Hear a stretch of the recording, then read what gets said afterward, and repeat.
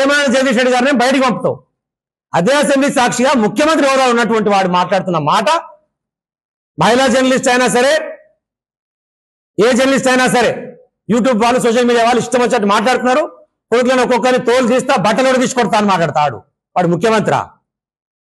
వాడికి మానసిక రుగ్మత వచ్చినట్టుంది, మెంటల్ అయిపోయినాడు రేవంత్ రెడ్డి అంటాడు. ఏ మాటలు మాట్లాడుతాడు? అసెంబ్లీ సాక్షిగా గా భాషన మాట్లాడేది. ఒక మేధావి ఖండించాడు, ఒక జర్నలిస్ట్ ఖండించాడు, ఒక జర్నలిస్ట్ ఎడిటర్లు ఖండించారు. ఏం పదజాలం అని చెప్పి దాని హెడ్డింగ్ లెటర్ రాసిరు. మళ్ళా ముఖ్యమంత్రి అంటూ అసెంబ్లీలో మాట్లాడితే స్పీకర్ అంటే ఆయన వాటిని తీసేయాలి, రికార్డులకి తొలగించాలి.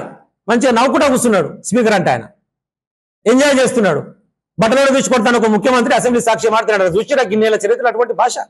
ఆడాయన మొగాయన అని చెప్పి మాట్లాడుతున్నాడు. అంటే ఏందైనా మాట్లాడదలుచుకున్నది? నా కుటుంబం జోలికి వస్తూ ఊకోను.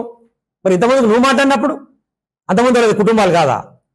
బిడ్డల గురించి, భార్యల గురించి, కొడుకుల గురించి చిటినాడు అని పేరు పెట్టి వాడు పందులు ఎక్కుండు, వీడు గుర్రాలు ఎక్కుండు అని చెప్పి ఇష్టం వచ్చినట్టు మాట్లాడినప్పుడు ఇక నీ పిల్లలు అనేసరికి నీకు బాధ అవుతున్నదా? మరి అప్పుడు ఉన్నటువంటి పరిస్థితి ఏంది?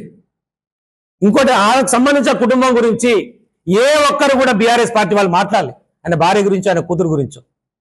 ఎవరైతే ఆయన పుణ్యాన ఇబ్బంది పడ్డరు, అది హైడ్రా పుణ్యమో, మూసి ప్రక్షాళన పుణ్యమో, రకరకాల పేర్లతో ఎవరైతే ఇబ్బంది పెట్టావో నువ్వు, ప్రజలు మాట్లాడినటువంటి భాష ఎవరికి సంబంధం లేదు. అది మంచిదని మేము హర్షిస్తలేము, అది మంచిదని కూడా మేము కోరుకుంటలేము.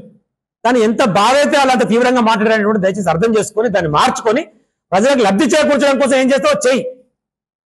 ఎందుకే ఇట్లాంటి భాష మాట్లాడుతున్నాడు?